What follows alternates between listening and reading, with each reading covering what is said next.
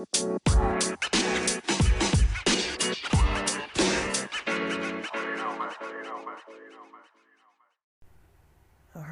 guys, we're back.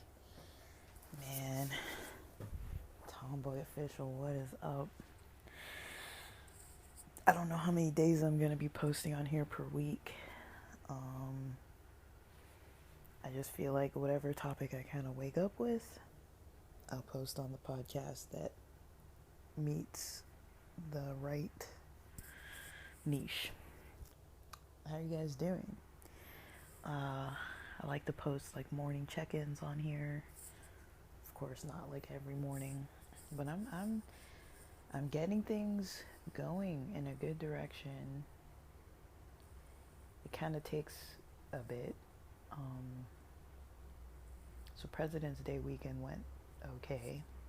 You know, I found it very helpful to get to the gym. I'll talk about things that I found helpful, things that I didn't find helpful, maybe some epiphanies. So yeah, I definitely found it helpful to get to the gym. I don't know if caffeine has been hindering me at all. I was gonna actually say today that I shouldn't have caffeine, that I was gonna try and not have caffeine. I was gonna record about that, and I had already woken up and had coffee at like 6:50. I kind of got up 6:50 a.m. So I'm getting up a little earlier because I was getting up closer to like 8. So I'm like, let's push tomorrow, hopefully 6:30. You know, the sun's coming up, or it's getting bright out earlier. Today's the first day I'm seeing the sun in quite a few days. It came out a little bit yesterday, like towards the evening, like around 4 p.m. or so, for like maybe 10 minutes. Then it was raining before that, raining after that. Super early this morning it was raining too. But the sun's out, and so I don't know if it's going to be warm at all. It's probably not going to be warm, but the sun's out. So that's good. And I'm going to get outside today. So other things that I've enjoyed, let me see, what else has gone right? Other things that helped, other than working out, recording has helped a little bit. I've mostly just been trying to like structure my days and my energy, just kind of reset things. I'm not going to count today for myself moving slowly, because I know I'm moving slowly. I had an edible last night or yesterday afternoon because I didn't want to have it late. Because I was like, let me have the whole effect of it. It's been helping me to go do deliveries. The money's a little better, maybe because it's raining and there was a holiday. We'll find out today if the money stays kind of okay. Because it's higher than it was like Super Bowl and a lot of other days. And I've got more to work on my website, and it's by no means prepared. It's not ready, but you know, I haven't worked on it for like a couple days. I told myself last week, like somewhere near like Friday, I was telling a friend or two that I was gonna take off till Wednesday. You know, I was gonna take days off till Wednesday, which would have been today. That I was gonna take a bunch of days off. Now, I didn't really work on the website probably since like Friday. I've had the computer next to me a little bit, haven't really worked on it. I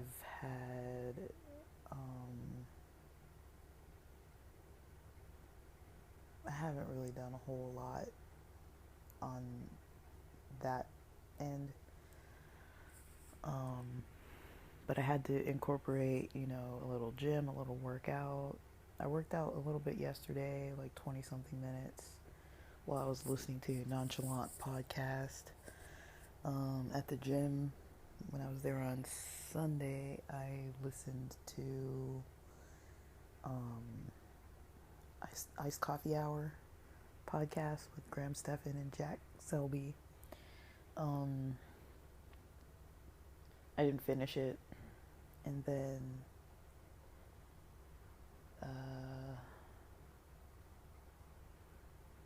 that's kind of what has helped me. I think I've been reading more. Black History Month is almost over. We're on the 21st out of 28 days of the month of February. I've been working on a Black History project, just studying, kind of studying about African religions before, religions, practices, belief systems before Christianity. I haven't really been studying Black history so much in the Americas. I've just been studying more of Africa, kind of like northern areas of Africa, and a lot of the content that's out is by Nigerians. I'm still trying to get a hold on, ancient Egyptian culture, kind of Libya. I think Nigeria is like the most vocal online. That the theories about like ancient Kemet. I mean, I've been kind of using somewhat like Bible theory to some extent, because that's kind of the easiest place for me to ground my history. It's like the easiest stable place for me, because I already have like some knowledge of it, like as far as like events and when they took place and stuff. At least it's something.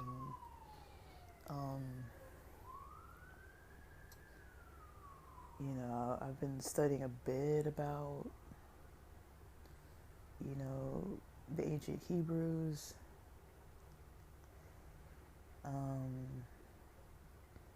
I just really wish I knew what Egypt was like back then. And then a little bit about like Matabele land and Zulu culture. There's just this. It's kind of hard to find a lot of good information. Like there's basic information, and then I can learn from other people talking more about the details. But some people, when they're sharing about their culture, it's not in English, so it's really kind of hard to, really put a finger on things. I've been studying my own native language somewhat, off and on, and ancient Hebrew, because, again, it's something I kind of already have a background in. I kind of hesitate to start talking about, Jewish history and things like that, mostly because of all the political stuff going on. But if people remember, I was raised in a Christian household, and I've always kind of, if you're reading the Bible, you're reading a lot about Jews. There are no Muslims in the Bible. So I grew up reading a lot. I grew up having a lot of an interest in Jewish history because of the Bible, because I was always taught to read it through, like an American Christian lens, and I was just thinking, like, these people were not from there, they were, they came out of Egypt, which is Africa, and wandered in the desert and settled in places in the Middle East. Like, they weren't, like, that next phase, like, before the other people, before, the Hebrews went into slavery. But yeah, Egypt comes up a lot in the Bible, and a little bit about Ethiopia that comes up a little bit too. And yeah, I'm not really talking about like wars and stuff. I hate wars. I don't really care who started it or who thinks they're right or wrong or whatever. To me, I hate it. It doesn't. It. I don't really care which side.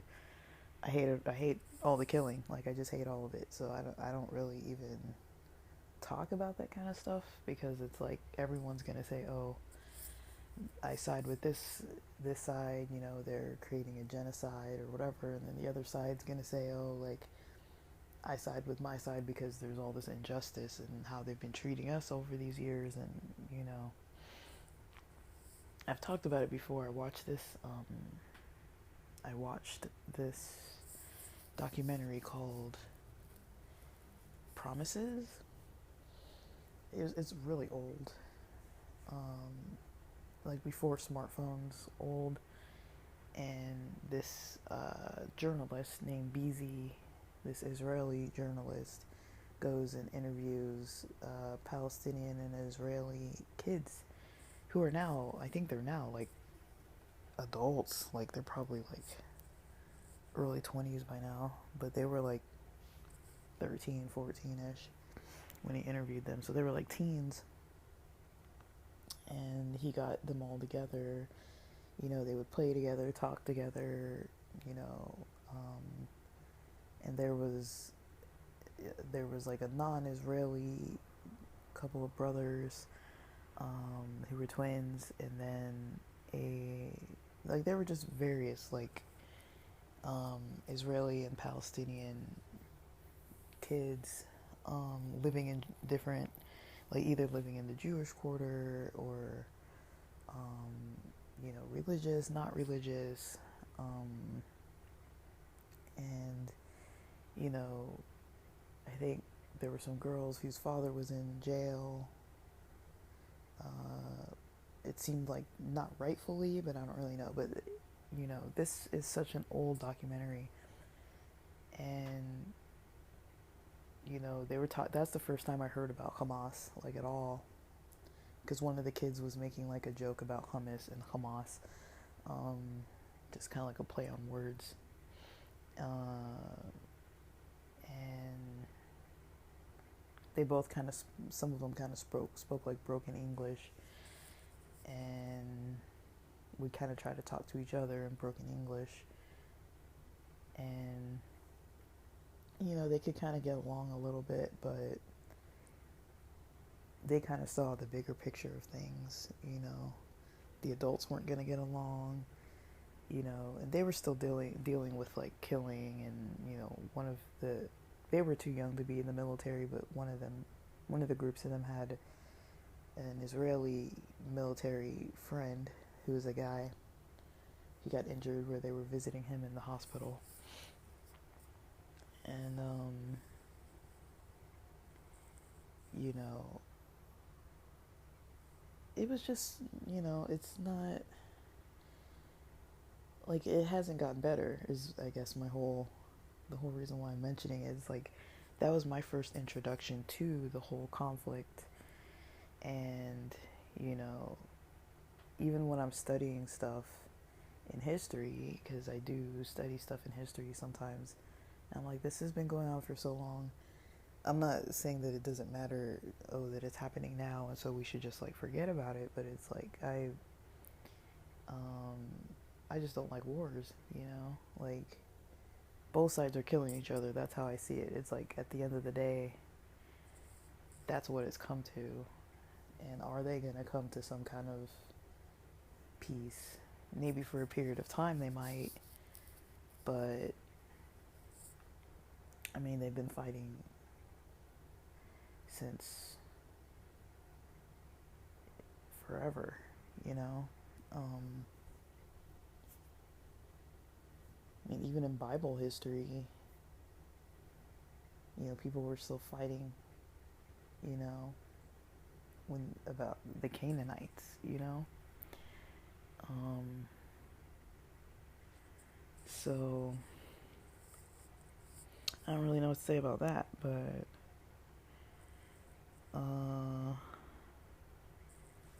Because if you look up where Canaan is, it's, let me see.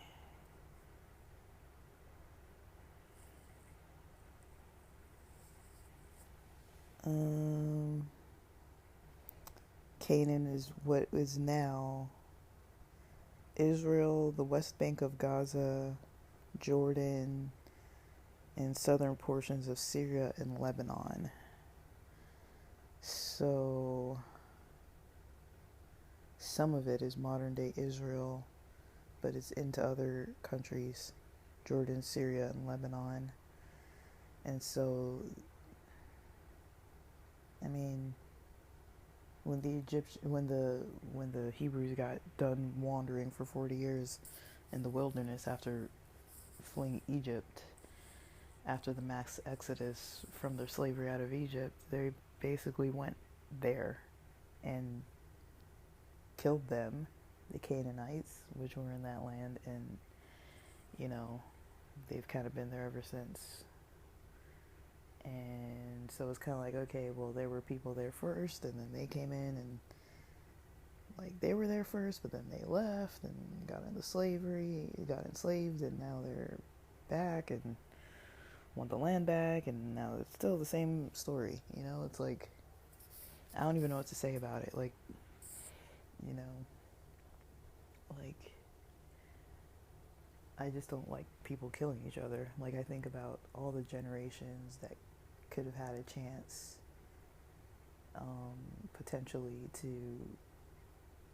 do some good. I mean, I'm not a, you know, fortune teller or anything, but that's kind of just how I see it. It's not helpful to the human race to like annihilate generations of people, you know, killing women, children, unarmed people. I mean, these wars aren't just killing, like, it's not just military killing military. Like, it's a whole different kind of situation going on. And I know people want to side, you know, with who they think is right. You know, I see it on my Instagram. I've got certain friends who post, and like, you know, I don't hate on people for it. I like to see people thinking about, you know, I want to support that these people are being wronged. Um, and it's not really a matter of who's doing more wrong, it's more of everybody's doing wrong. You know, they're all doing wrong. Um, it's hard to tell sometimes, though, are people defending themselves or are they not? Like, the stories that we get are kind of twisted in a certain way. Like, even that story about the tunnels in New York under 770 Chabad, it, they blow it out of proportion. Like, that was just some ultra religious people. They were trying to get, you know, some space to do some, it seems like some kind of worship. You know, they were kind of, I guess they were being called the zealots. Like, they were really just ultra kind of like enthusiastic and about their religion, and thought that that was the best thing to do for some reason. Um, it had nothing to do, I don't think, with the war or anything. But the way they kind of spun it, they made it sound like there was someone digging tunnels. Like, just the way it sounds with the tunnels, and you start saying that, and then you start thinking, oh, like this sounds like it's a war related thing. It's like it wasn't even related to that. But these journalists know what they're doing, you know, and I don't trust, you know, when I see headlines where I'm like, this doesn't make sense. And then I heard the religious Jewish people, like Frida Weissel, she used to be a Hasidic lady. She left the community, and she was talking about the story of what actually happened. And I'm like, this has nothing to do with what they made it seem like. And if you look at headlines and you read what they say and then you hear the actual story, you're like, you can see how they try to manipulate. You know, it's worse. It's almost worse than clickbait, because clickbait, you see it, you see a thumbnail or whatever, you see a title or some wording on the thumbnail, and you're like, oh, like, you know, the way they edit it, it looks like oh, it looks like this person's like punching that one in the face or whatever, and then you watch the whole thing and that never even happened. You can tell they just photoshopped it that way or whatever. But yeah, it's kind of a little bit interesting when you see it that way. When you see what headlines are, I don't. That's one reason I don't like to watch news where they're telling me news, because they speak so fast and the language is so manipulated. Is for me, it's easier to just take it all in and not really think. It's easier for me to read news, kind of like newspaper style. I don't really read newspapers, but more like online newspapers, if you want to put it that way, online articles, and I can kind of decipher more. I'll be like, okay, like this isn't right. Like for example, National. This isn't. This has nothing to do with anything. But National Geographic has this. Um, was following this. I don't know what you call it. Explorer. It's not the right word. You know these people who do like extreme sports, and he did like some snowshoeing and skiing, like where you attach the skis to your feet and you kind of walk because it helps you not to sink. He did this. I guess it's a trek or hike. I don't know what you call it, of Antarctica. He went from one shelf to the South Pole and then went across in a right angle to another shelf. And I guess he was racing this other guy. This guy's name, the first guy I was talking about, his name was like Colin, can't remember his last name. But he was on Joe Rogan a couple times talking about his adventure, and how he was pulling the sled behind him that had his tent, his food, and just kind of like he got into some situations where he was not doing too good. That story got really intense, to a point where he was almost not too certain about reality of what he was counting and of the food packs and stuff. But he has to carry everything with him because there's no like refill stations, and so you know I guess the reason why I'm mentioning it is because when you read his story, you read his book, you hear him tell his account, and then you go to National Geographic, a very well-known journal about nature, about humans, about animals, about the planet. And this guy was, they basically tried to discredit him, making it sound like he didn't go, or like manipulating words, saying like, oh, he wasn't the first one. Like, you could tell they were trying to just, because after he explained everything, where he was like, he's the first person to go not using like any kind of a kite or anything where the wind can like carry him. Like, he walked by foot, or he put those skis on and walked. And it's not like it's flat. It sounds like there's a lot of climbing down, climbing up, jagged. It's not groomed like when you go skiing or snowboarding, how they like groom the snow. It's not groomed.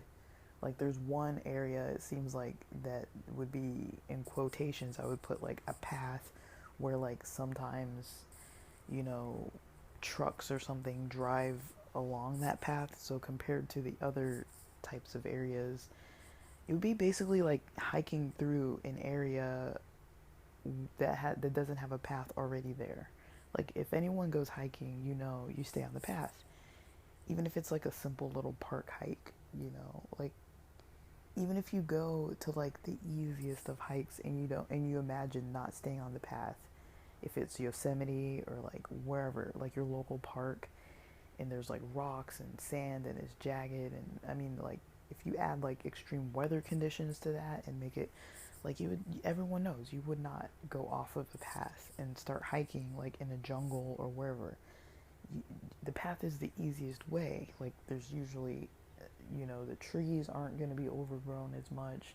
You can see, you're going to have more ability to just walk. And they tried to like discredit this guy and saying like he didn't do it, or like how there were like probably like 6 or 7 different, maybe even more, little areas where when I was reading the article,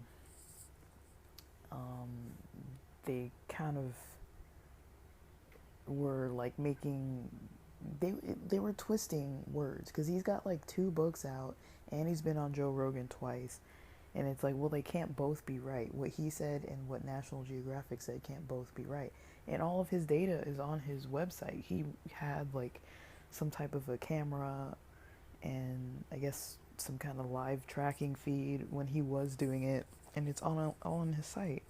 So for them to say that he was lying, that he didn't do it, and it's like, well, he has proof and records that he did it, but they're trying to make it sound some other way. And the news does that. Any kind of journalistic media, sometimes they just try and twist people's stories.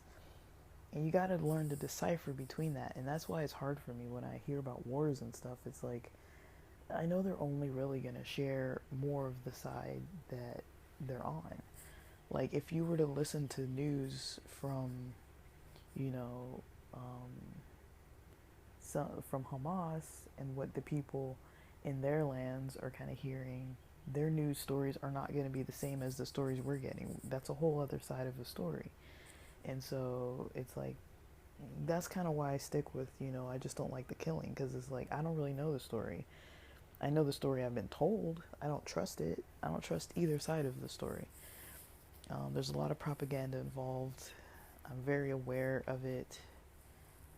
I'm so aware of it to a point that I just don't follow the stories. It's not that I don't want to be informed. It's just I don't like being lied to on a regular basis. And I feel like there's too many lies trapped into it. It's like they've been lying. They've been manipulating stories to get sympathy on all ends. So it's like, why would I spend time paying attention to it? They have an agenda of why certain countries should take the sides of other countries and things like that. It's like, whatever their agenda is that they're pushing, I am not a part of it. All I see is people are dying on both sides. That's what I see. And whatever the underlying reasoning is behind that, that's what they need to be fixing. And I mean, if they spend all their energy fixing the problems and trying to come to some kind of peace talks or some kind of understanding where both sides are getting their needs met and both sides are going to have to compromise, I feel like they could end these wars. But what are wars usually even about? Like resources, religion, different groups kind of, enforcing their power and dominance over other groups for whatever reason. The U.S. does it a lot for oil. Oil companies are very corrupt, and they've tried to take out a lot of indigenous tribal lands all over the world. Peru, all over the place. They've tried to do that, and what am I supposed to like applaud them for it? It's like, and then in American culture we kind of have this. I talk about this with friends a lot, where I'm like, there's certain stuff that I just don't buy into, and then there's other stuff that I do. Like, even if I know that there's a lot of corporations out there, Nike, Shell, gas stations, like different corporations that, outsource forms of slave labor, that go around like taking out, certain economies of different villages and stuff just by putting out their oil rigs and all kind of things. They destroy different groups' ways of life, but I still buy gas for my car. My dad doesn't buy Shell gas because of the role that Shell Station played in supporting apartheid in South Africa. I mean, these companies support racism sometimes in history. They have, like, but we still buy their stuff. How much are the people getting paid that stitch my Nikes together? How much are the people getting paid that make these little devices and gadgets? Like, I have a a watch from Lintel Tech, my little microphone from I don't even know how to pronounce this. Hehottc.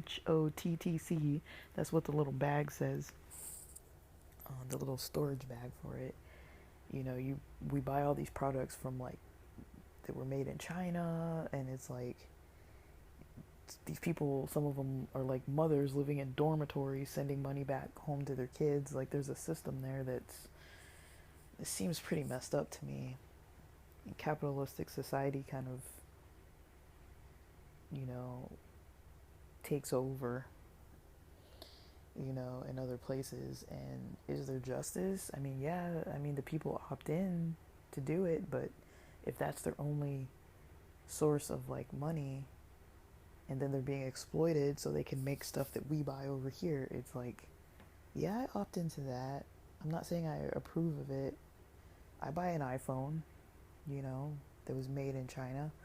All the pieces were made in China. Are those people being treated well? I mean, if you're living in a dorm, I don't know. It's hard for me to like. We don't have that here, you know. It's hard for me to really understand. Like, are they making a profit? Are they making a livable wage? You know, I guess slave labor isn't the right word because if you're getting paid, you're not really a slave, but I mean, it is a form of like a modern day enslavement if people can't make a livable wage. Um, Maybe it's the culture, maybe they don't complain. I've heard things about the Chinese work ethic. I don't know what I think about it when I hear and see them talk about it from documentaries and like talking to journalists and things that I've seen. Um, the people that they talk to don't seem. Hmm, they might see it as an opportunity, but is it a healthy one? That's what I ask myself. Is it a healthy opportunity? It seems like some of these companies don't treat people right. Some, most, I don't know what percentage, but um, I mean, I opt into a lot of it. You know, I'm not gonna pretend like I think I'm like holier than people, but it's a decision. You know, it's a decision that has to be made. It's like a lot of these things are being backed by other stuff. There's like all these layers to everything, and it's easier just to like ignore it and just go on about the day. Honestly, it's easier to just be like, whatever, I bought this thing off Amazon, whatever, you know, just go on about my morning, like, you know, go to work, go to school, study, get my money, take care of myself and my family, and not really think about who is getting screwed over, you know, in the process. You know, I mean, factories are a big deal. A lot of these things are a big deal, but um, I mean, that's the kind of stuff that I'm like, you know, I don't really like to dive into it and study it too much, but I also don't like to be so distant from it because I think just knowing little things like that kind of helps me in a way to kind of understand, you know, what kind of content to trust, what kind of content to be like, okay, I'm staying away from that. Um, like, it's really hard to make our own decisions, to form opinions that are, you know, based in knowledge, you know. Um, One of my friends made a comment the other day about human nature and kind of like the whole like you can't be surprised, not like at me, but like I kind of just really liked it because I was like, I think I'm always surprised by people. I'm like, I think people are gonna do good, people are gonna do better. Um, People aren't gonna be as um, just negative, causing like negativity and stuff. And you know, just that comment of the friend being like, oh, like not being surprised by the fact that, you know, certain people are a certain way, certain people are a certain negative way, and I'm just kind of like, I was kind of like, wow, because I am surprised by it usually. Like usually I'm like I expect more of people, I guess. Um, Maybe I shouldn't, but I do, you know, and you know, so I don't know. That was like a long tangent, but I guess that kind of ties in to like what's not working. Like the things that are working for me are more like trying little steps of different things, keeping my phone not next to my pillow, you know, trying not to make excuses for things, trying to practice some form of discipline in certain areas. It's hard to do it in all areas. I don't think I'm at a place where I can do it in all areas. I'm trying not to really consume content that's got too much of a non-helpful and negative tone to it. Um, I'm trying not to consume it. I think right now I'm watching Halo with my mom, not like this very second, but almost every night we've been turning it on. I can tell you I am not into that. I'm not into it. Um, it's not really for me. I don't like it. Violence wise and all that. I'm just not into, watching like that kind of stuff. Like maybe if it's like a movie and it like starts and ends and I end it in like a day, okay, fine, whatever. But I'm really trying not to watch a bunch of stuff with a lot of violence. So I'm gonna watch, you know, I think by Thursday we'll be caught up to episode 4 of season 2. And then it'll be on once a week for the next 5 weeks or so. Then after that, I'm gonna stop watching it. And if she wants to watch it, I'll get her season 3 or something so she can watch it on her own. I'm just not into it. I'm only watching it out of courtesy because I said I would watch it because I like the game. And we started watching it before I injured my back. And then once I got injured, I was like, well, I can't really sit on the couch and be watching it. And I wasn't really into it anyways. And so, Valentine's Day, I was like, there was nothing really to watch. And we were watching it on Prime, but it ended like New Year's Eve or New Year's Day on there, like being available on there. And I've had it on Paramount Plus. And so when I saw it on there, I was like, okay, well, we could watch it. But I'm really not into it. It's really not my thing. I'm trying to get away from watching a lot of like negative, intense content. I don't think it helps my energy. I think it affects me when I'm trying to sleep.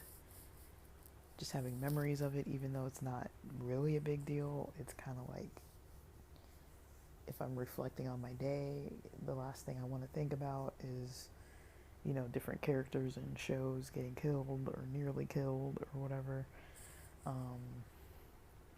There's just a lot of, I'm not saying it's evil to watch it, there's just a lot of evil that happens in it.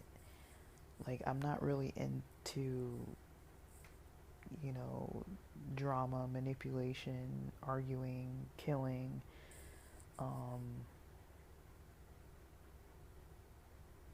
I watched Lincoln in and out of like sleeping yesterday when I was kind of napping off this edible. And it's kind of intense. Like the son has like a bit of an issue.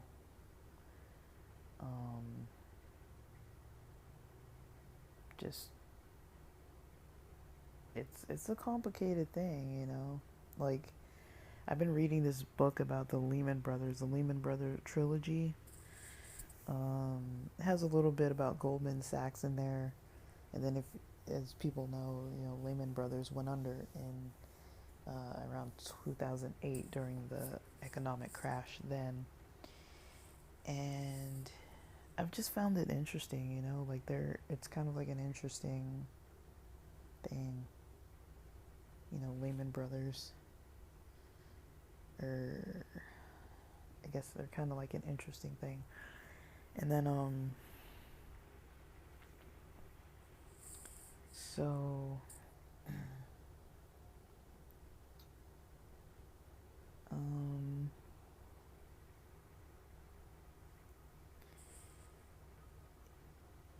this their storyline it overlaps with slavery. Like there's a point where they were into cotton and I guess textiles, but cotton before slavery.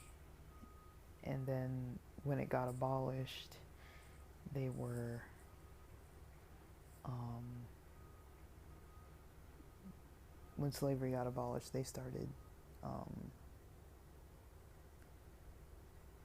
like I don't know what they're getting into. I think they were getting into coffee, and it sounds like the part of the story I'm in now, they're getting into, dang, what's it called? Coal? I think coal, maybe. And so, yeah, they're getting into coal.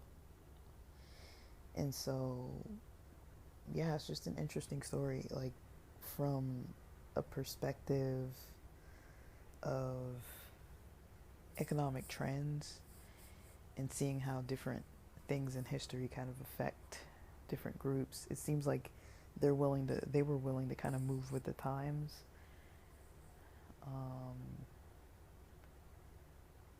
And I like looking at different business models and stuff. And that's kind of where my focus is more on like learning about economy. I'm learning, really, it's complex, you know, because these are questions I have to face too. It's like, okay, like when I was into drop shipping, for example, and had an online store, and I was into drop shipping, now I'm kind of going to be, I guess, drop shipping off TikTok shops, but I don't know. I think I got banned already before I could even start. But anyways, um, um,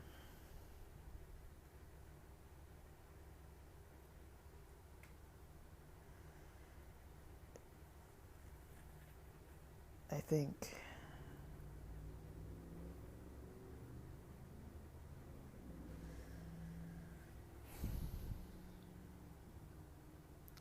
I think um, just looking at economic,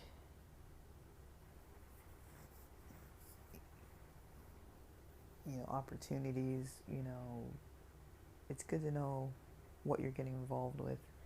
Like I did start thinking about it when I was drop shipping and I was buying items online and I was shipping them and, finding them, purchasing them, shipping them. Um,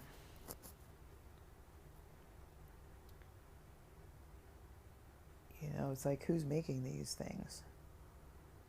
Who's making this stuff on AliExpress that gets posted on AliExpress? That's another form of drop shipping because they're getting drop shipped there or they're getting, resold there. So it's like somebody's making something for really cheap labor and selling them to AliExpress. AliExpress sells them at a very low rate, and then people in the US buy them and start these stores. So most of the stuff we buy off of Amazon Prime, off of pretty much anyone's Shopify store, unless it's, or even Etsy, unless it's like a homemade type of thing, we're usually buying things that other people have, and have made, and we're buying them and reselling them at a profit. But then thinking about like, what are the conditions like where these other people are working? Is that really my business to really get involved on that end? Turn a blind eye, who knows, it's like these are bigger questions, but to a certain extent it's like if if you sit all day and think about these kind of things, you'll never get anything done. And then on the other hand, it's like, it is good to know. So,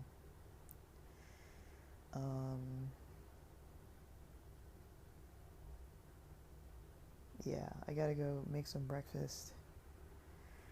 It's almost 8:15 a.m. Gotta get an early start. But that's kind of my take. That it's not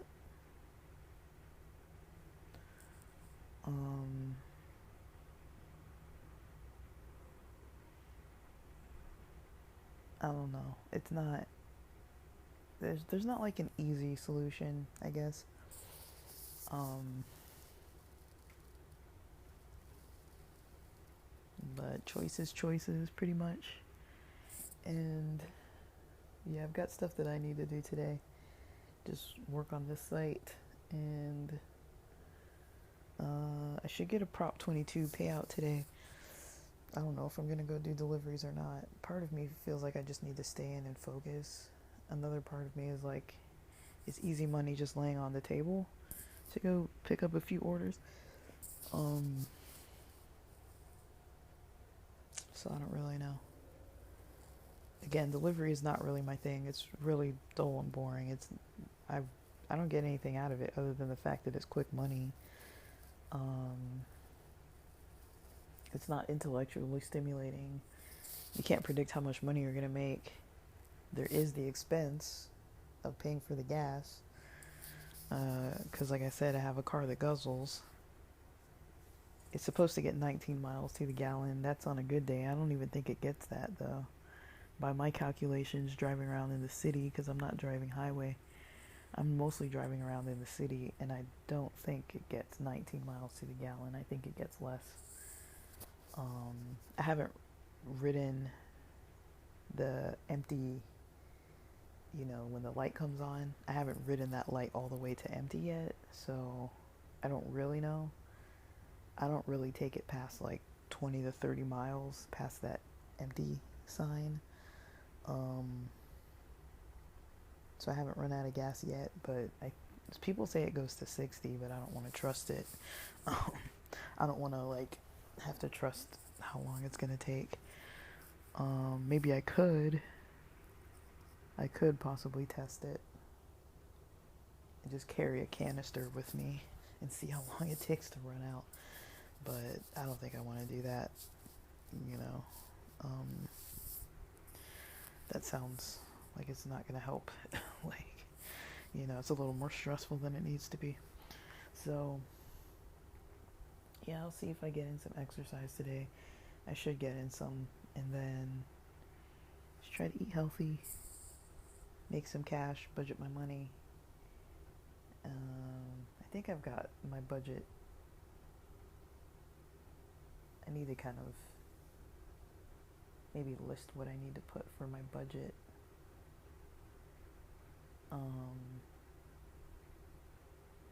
I don't know, canceling certain subscriptions and things. So, alright, that's about all for now. I know it's lengthy, kind of more of a freestyle episode, but I kind of explained all the things I've been just trying to balance things out and watching what I consume and watching where I use my energy. And so I think I'm kind of on a little better track with that. Slept really good last night thanks to that edible. But we'll see where today goes.